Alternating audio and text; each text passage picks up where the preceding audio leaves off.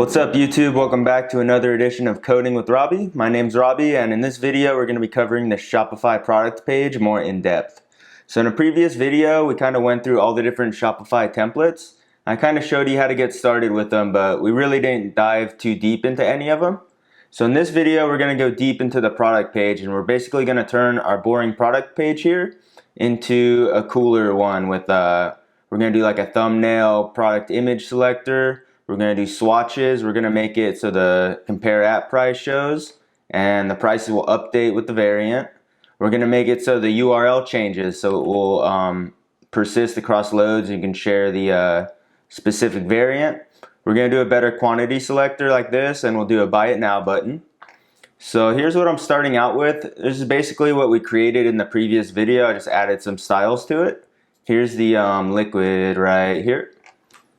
So we just got some extra divs and stuff now, but here's the product images. It's just looping through them and rendering an image tag. We got the product title right here, the product price, product description, and then we got our product form with just that default select right here. We got a quantity selector right here, which is just an input, and then we got our add to cart button. So we're gonna get right into this right now. Make sure to like and subscribe, and let's get right into it. Alright, so I think the best place to start would be taking our default select here and turning it into swatches. So here's the default Shopify Dawn theme, and if we take a look at how they're doing it, let's just inspect their swatches. You can see they're just input type radios, and then if we go up a little bit, we find the product form right here, and within the product form they have a hidden input with name ID, and the value is equal to the variant ID. And whenever someone clicks one of these radios, it finds the matching variant and just updates the value on that hidden ID input. So we're gonna handle ours the same way. So let's go back to our page and let's go to our code, and let's just start by turning our select into a hidden input. So I'll go up here, I'll go input, type is equal to hidden, name is equal to ID, and then for value, we gotta go product dot, I gotta look it up, but there's a special property to get the selected variant.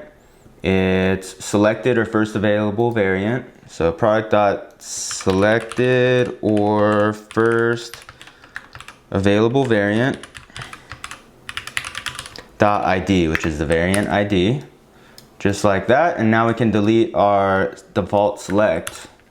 So let's do that, go back and check it. I'll refresh the page, and it's gone. If we go in DevTools, we can see our hidden input right here, and it's got the value, so it appears to be working good. So next we can build out the HTML for our swatches. So let's go back here, and we'll add a new section right below that input. So div class is equal to product option. And then we're gonna loop through.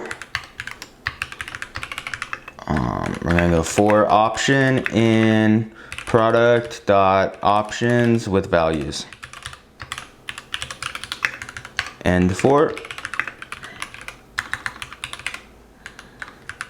and then for each one of these we're gonna render a field set.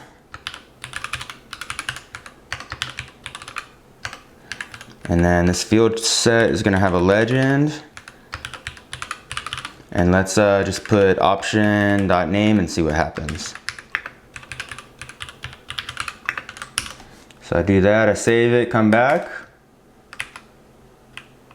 And we got our 3 field sets and 1 for each option. So size, color, and buttons. So now for each one of these, we're gonna loop through the values within that option. So let's go back here, and we're gonna go for value in option.values.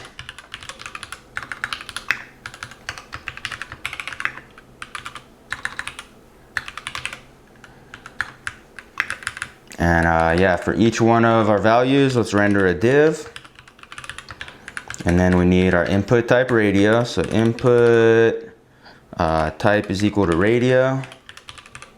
Name is equal to option dot value. No, option dot name. What else we got? We got to add a checked property. So let me just format this a little different. It's just going to be a long line. So let's add the checked property. To do that, we can go if option dot selected value is equal to the current value that we're looping through. If that's true, let's add the property checked, and then end if. I'm not used to this autocomplete. That's why I keep typing an extra % thing. There we go. Let's see, we got checked, we got type, we got name, we need a value. And the value is just going to be equal to value.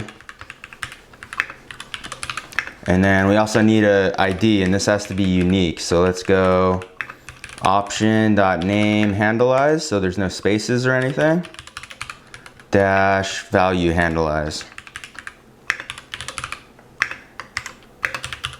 So that should be unique for every product option. And then let's do a label below that. So let's go label. We'll give this a for attribute, and it's gonna match our ID up here. So let's copy this. And then inside that, let's just put the value.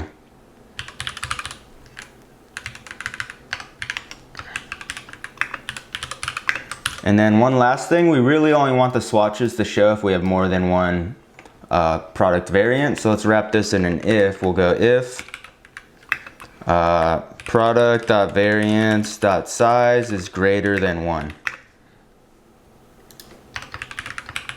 And end if.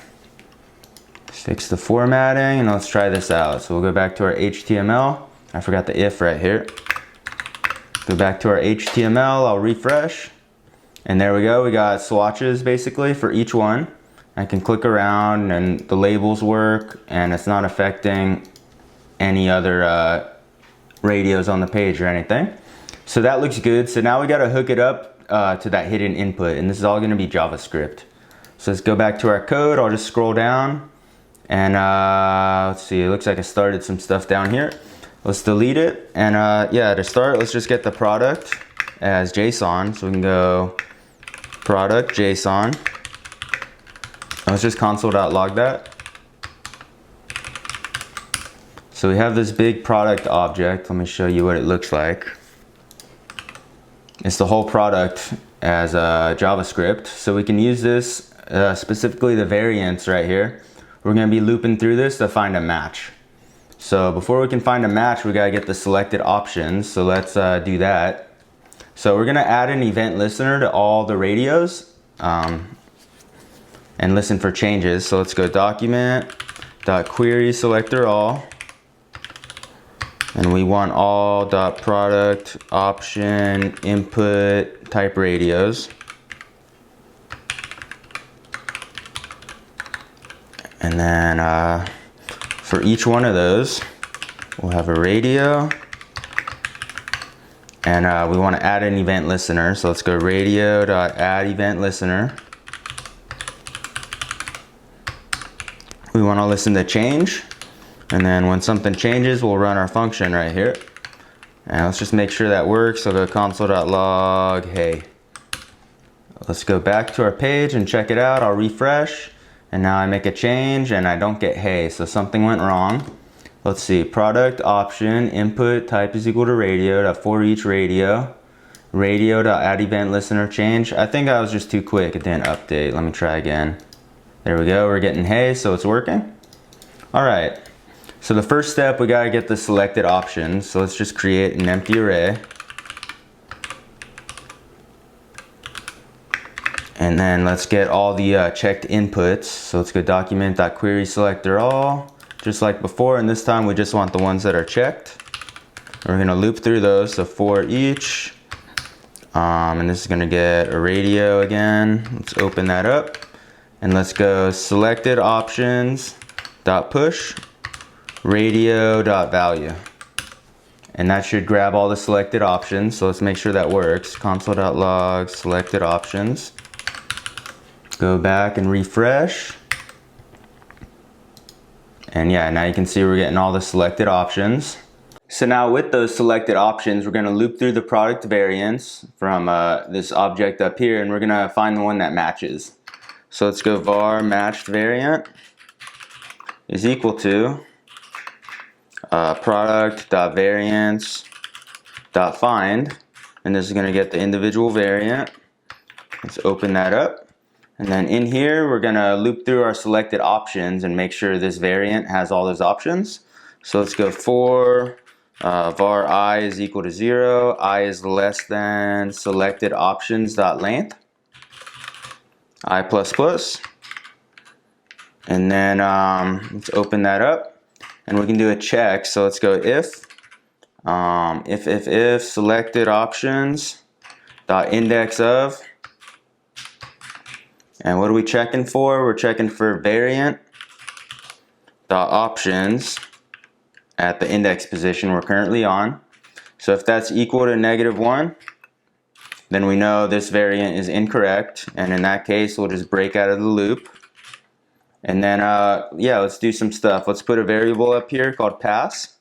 So it's going to be equal to true by default. And then we're looping through the variants. And if we find one that doesn't exist, we can set this equal to false. And then if all the options match, it'll never get set to false and it'll still be true down here, in which case we'll return pass.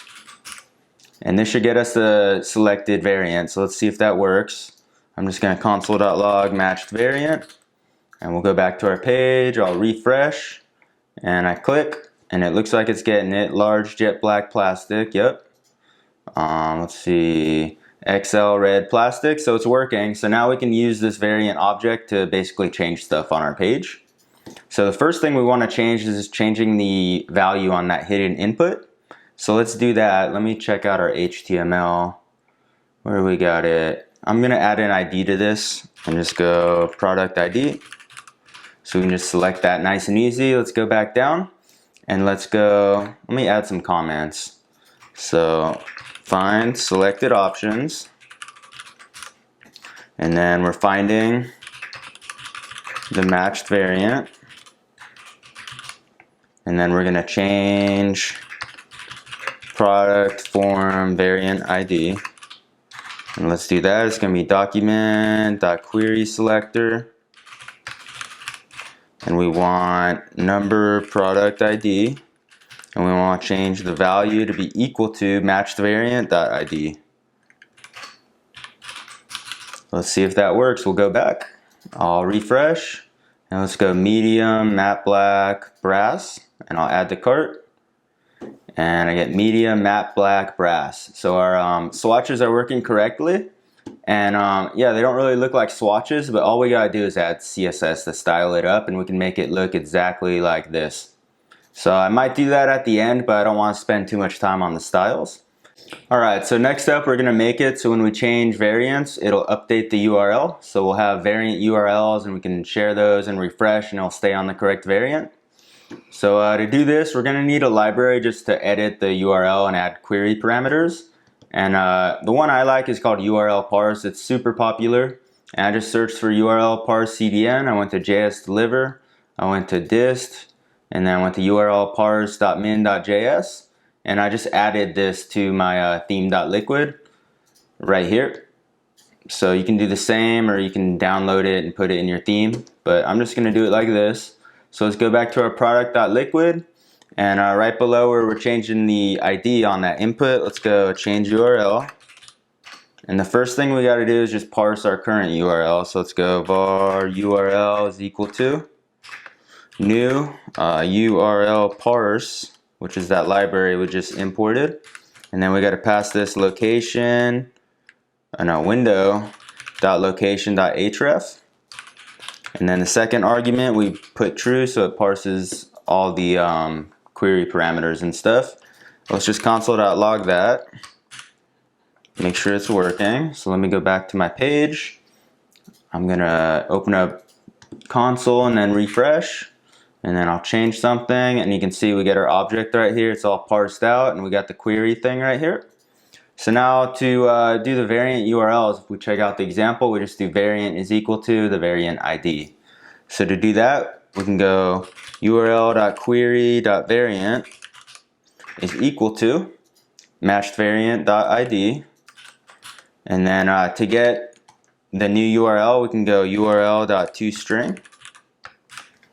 And let's just console.log that to see what happens. Whoops, go back here.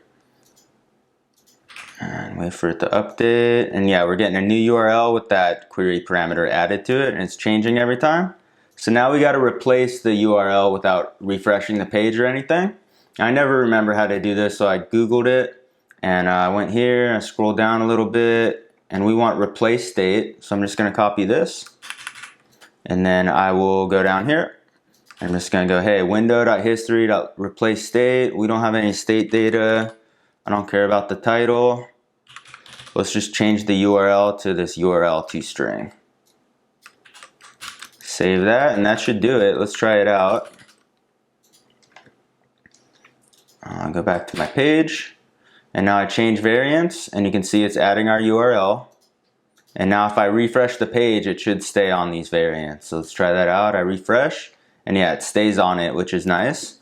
And since we use replace state, we can just go back once and get to the old page. It's not going to create a new record for every single change. All right, so next up, we're going to do the product prices. We're going to make ours show the compare at price, and we're going to make them update whenever we change variants. So before making this video, I was seeing how the default Shopify theme does it, and it's pretty weird. So if we go to inspect and go to the network tab, whenever they change variants, it's actually sending a GET request to retrieve the specific section on the page, and then it's parsing out the response, which is a bunch of HTML, finding the new product price and updating it that way. So that's why it's so slow, and I think that's a really bad way to do it, so I'm not going to do mine that way, but just note that's how Shopify does it. So let's go back to ours, and let me refresh, get out of this preview, go back. Alright, so first things first, let's just show our compare at price. So let's go inside our HTML, we'll go to product price right here, and let's add a new one. Let's go p class is equal to product compare. And in here we want to show product.compare at price. Make sure to add the money filter to it. Just like that. Let's see if that works. I'll go back and I'll refresh, and I get it right there. And then one thing we want to do is we're showing it for the whole product. We actually want to show it for the specific variant. So let's add that selected or first available variant to both of them. Just like that. And let's see if that works. So we get it. Still looks good. Yeah, 100 is the correct amount. So now we need to update these whenever there's a variant change. So let's go back down to our JavaScript, and we'll add a new section down here, change prices. And yeah, let's change the prices. So let's go document.query selector, and let's select the product price. And then we want to change the text content to be equal to matched variant dot price, and you're going to see an error right here, so check it out. We'll go back. There we go. So now the price is updating, but we just have it in cents. So I think that's why Shopify does fetch the section with the AJAX request, just because the liquid has access to the money filter. But I'm not going to do that in mine. So I found a function that kind of emulates that money filter. So I'll link this up in the description, but it's just a function that does it. So let's copy it. I'm just going to throw it in my scripts.liquid. And now I'll just go var. So now I have this function called format money. And it just takes the cents, which we have, and then a format that we want to format it with. So let's go back here and let's run this through that function. So format money. And then we're giving it the cents. And the second argument is the money format. And we can access that through liquid with shop.money_format. Just like that. And let's see if that fixes it. So let's go back to our page. It looks good. And then I change, and now it's using our money format, which is nice. So next up, we have kind of an issue where, let's do the compare at price real quick. I forgot to do that. So copy this, product.compare. And then we got to give this the compare at price. My bad, forgot to do that. So let's go back, refresh, and now it should be updating both of them. But we have an error. If there's no compare at price, we probably shouldn't show this at all. And also if it's not more than the price, we don't want to show it. So let's fix that. So let's go back to our HTML and let's go to our product compare. And this is a long one, so I'm just going to copy and paste it. Come over here. But we're just saying, hey, if the product selected first available variant dot compare at price, or no, sorry, we're going unless the compare at price is greater than the price, then add class hide. That way we can hide it if the compare at price isn't greater than the price. So I'm not sure if I have a hide class in here, so let me just add one at the bottom just in case.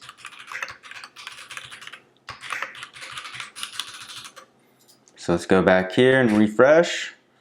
And there we go. Now it has that class hide because it's not greater than the price. So now we got to toggle this class with JavaScript also, so it works when we change. So let's go back to our product template, and I'll scroll down here. And let's see, how can we do this? Let's go let's go matched variant dot compare at price is greater than matched variant dot price. If that's the case, then we want to remove the class. So let's go and get the element right here.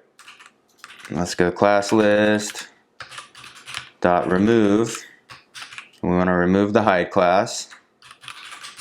That's another long one. Otherwise, we want to add it.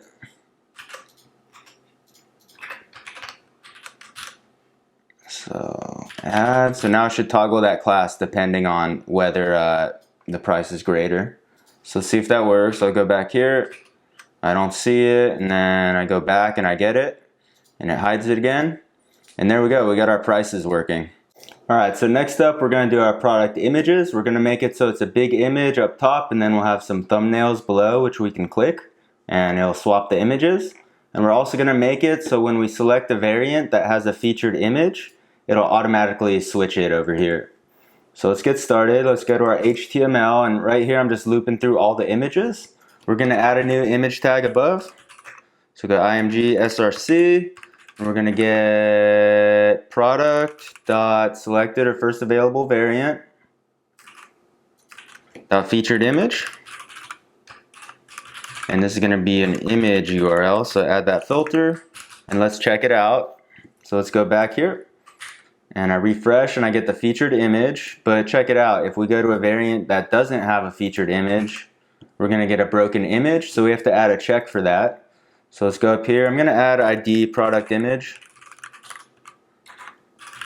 And then we're going to do that check. So let's go if product dot selected or first available variant dot featured image. Then we want to show it just like we did. Otherwise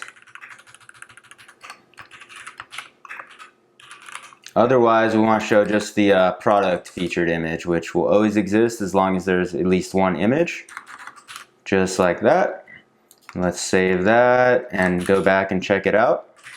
So now we get the product featured image, and if we're on one that does have a featured image, we get that. So now let's turn this loop into thumbnails. So let's go ul class is equal to product image thumbs. And then I already added some CSS, so mine's going to be styled. So make that a UL, and then let's make these LIs. Just like that. And let's go back and check that out. And there we go. Now they look like little thumbnails. And now we kind of want to add a selected class so we can tell which one is selected currently. So to do that, we're going to add a class on the LI. I'm going to go if image, and we want to see if the image is equal to the one that's displayed up here. So to do that, we really don't have a way to tell if we're using the variant image or the product image. So we're going to assign some new variables. So let's go up here, and I'll just go assign featured is equal to this right here. And since I have a variable that's the same thing, I'm just going to use it right here. And then we'll do the same thing down here. So featured is equal to product.featuredImage, and then I'll use it right here. And now I have this featured variable which we can compare down here. So if image is equal to featured, then we know it's the selected one, and we'll add class selected. Just like that. Let's try it out. I'll go back, and now the selected one has the selected class, which adds this red border. So now we want to make it so when we click one of these, it'll swap the image and swap the border. So let's do that. Let's go back to our JavaScript. And this isn't going to happen on radio change. This is going to happen on thumbnail click. So let's add a new loop. Let's go document.query selector all. And we want .product image thumbs li. And for each one of those, we want to add a click event listener. So let's go li.add event listener. We want to listen to click. And when someone clicks one of our thumbnails, we'll run our function right here. So the first thing we got to do is just remove all the selected classes. So let's go, how can we do that? Let's go document.query selector. And we want to get product image thumbs li.selected. And we want to go class list dot remove and remove selected. Let's see if that works. I'll go back and I'll refresh, and I click and the border disappears. So then we got to add it to the one that we clicked. So let's go one more line. We'll go li.classlist.add selected. So now the border should be moving around. Let's try that out. That's cool. And now we just got to swap the two images. So let's go document.query selector. And we gave ours ID product image. And we want to change the SRC. So let's go set attribute.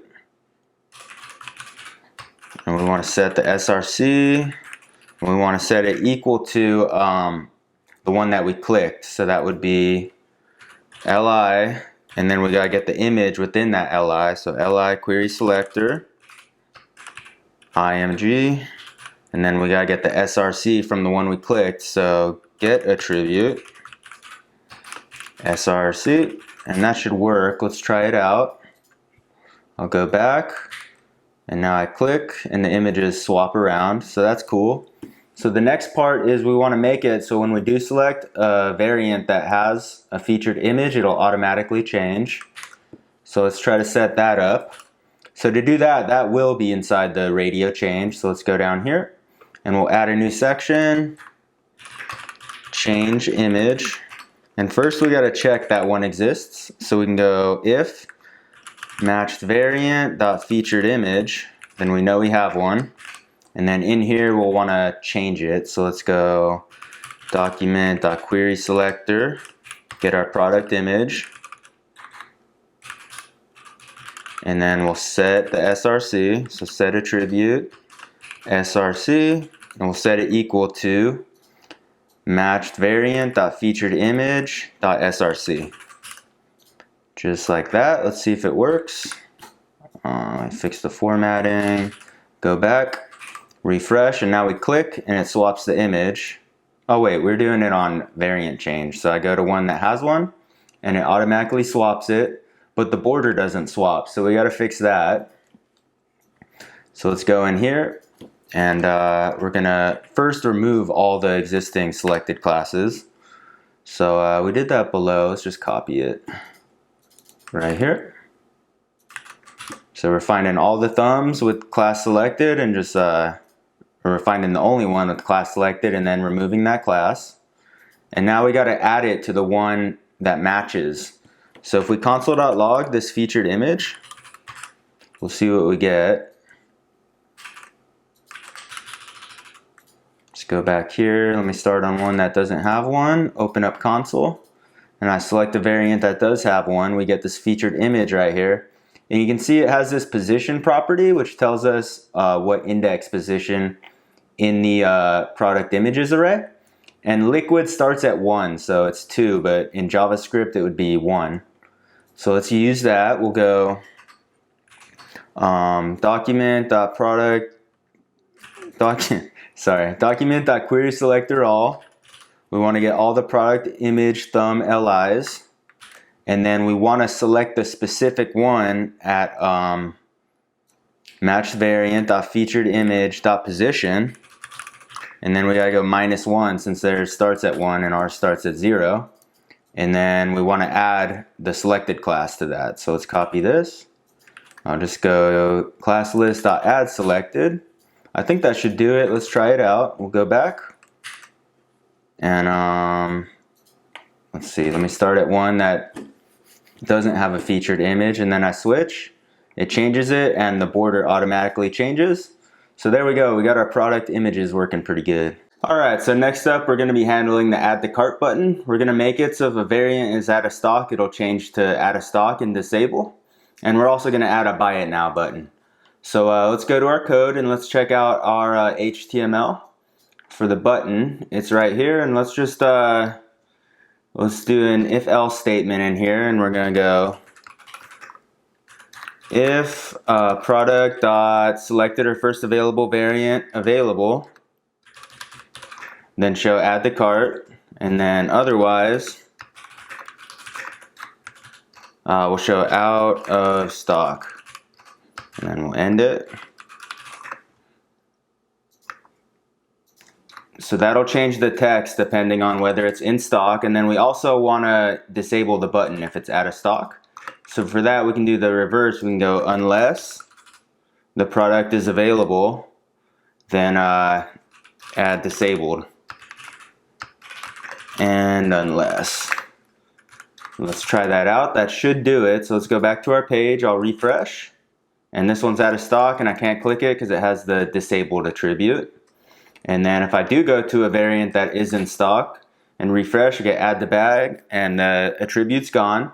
So now we got to toggle that as we change variants. So let's go back into our JavaScript, and below change image we'll add a new section, change button, and then let's select the product button. Let's see, does it have an ID? It doesn't. Let's add one. We'll just call it add to cart. Let's go back down. I'll select it by that ID. So let's go document.query selector, add to cart, and I'll just assign this to a variable called add. And then let's go if matched variant dot available else. Alright, so if it's not available, we got to disable the button. So let's go add.disabled is equal to true. And we're also going to want to change the text inside. So let's go add.text content, and we'll change it to out of stock. And then we got to do the reverse in the if part. So let's copy this, and we'll change it back to add to cart. And then we'll change this to false. So let's see if that works. We'll go back to our page. I'll refresh, and now I get add to bag, and it changes to out of stock, stops working. Go back, it works again. So that works good. So now let's add a buy it now button. And just one thing to note about buy it now. I was looking at solutions for this, and one thing you can do within your product form is if you add a hidden input, let me show you this. So where's my product form? Right here. If I add a hidden input that has the name returned to and the value of checkout, it'll automatically take you to checkout. So check this out. We'll go back to our page, and now if I hit add to cart, it adds it to cart and takes me straight to checkout. So that's cool, but we really want the add to bag button to go to cart and then a new button to go to checkout. So I'll show you one way to do that. So let's remove this, and then let's go down to our button, and I'm just going to copy it, and I'll add a new one for buy it now. So let's go buy it now, and I'll give this a different ID. I'll just call this let's see, buy it now. And there's a couple ways we could do this. One would be to use the Ajax API and then add an event listener on this. So it clicks it, adds with Ajax, and then automatically redirects to checkout. The second way, which is the way we're going to do it, is when someone clicks this, we're going to prevent the default so it doesn't submit the form. We're going to append that hidden input, and then we'll submit the form again so it goes to checkout. So let's do that. Let's go back to that answer I found, and let's copy this, and then let's go to our JavaScript, and let's add a new event listener down here. We'll go document.query selector. Let's select hashtag buy it now. We're gonna add event listener, and we'll listen for clicks. And then this is gonna get a function which receives the HTML event, which will prevent default on. Prevent default. So now that button should be doing nothing when we click it. So let's make sure that's working. Go back here, click buy it now, and nothing happens. So now we can run our custom code. And we're basically just gonna append this and then submit it. So let's create this in JavaScript. Let's go var input is equal to document.create element input. And then we gotta go input.value is equal to /checkout. Input.type is equal to hidden. And then we got input name is equal to return _2.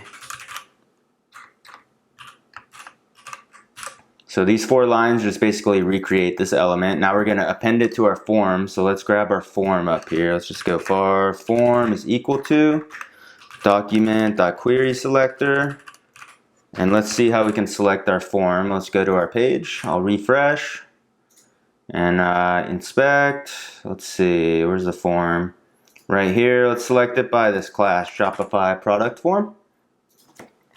So there we go. There we go. We got our form element. So let's append this input to it. So form.append child. We want to append the input, and then we want to submit the form with form.submit. So let's see if that works. Let's go back to our page and refresh. And now I click add to bag, and it should go to the cart, which it does. And then if I click buy it now, it adds it and it goes straight to checkout. And it just takes a second to load, but that is working. Yeah, I'll wait for it. There we go. And then the last thing we gotta do is just make it so it changes this buy it now button also. So we can just go down right here and just copy what we did. So let's get the buy it now button.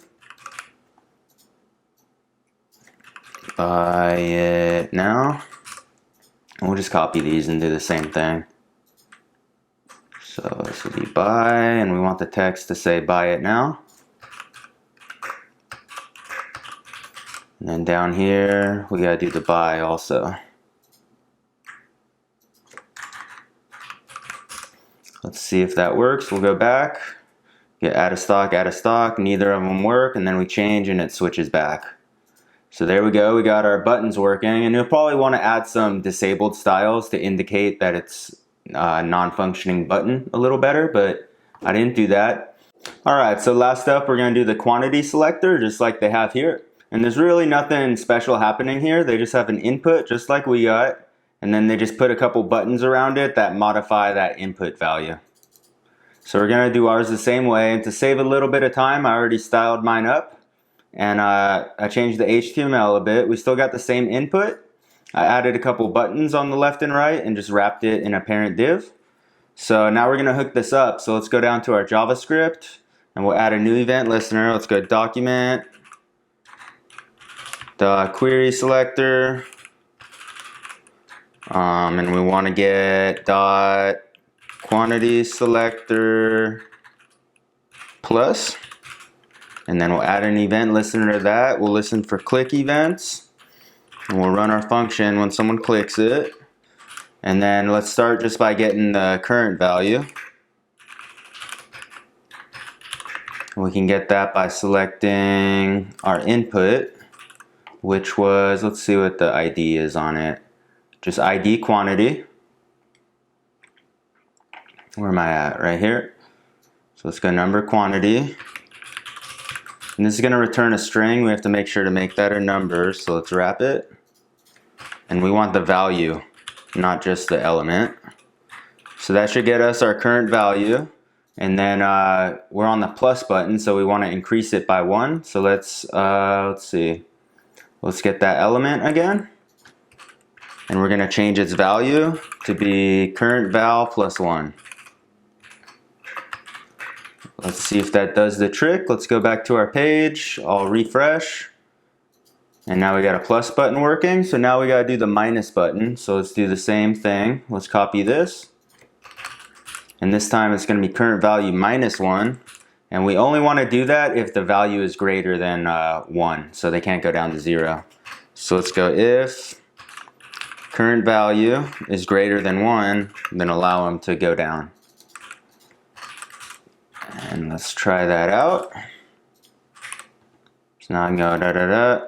Whoa, it didn't work. So what did I do wrong? I added it to the same exact selector. This has got to be minus.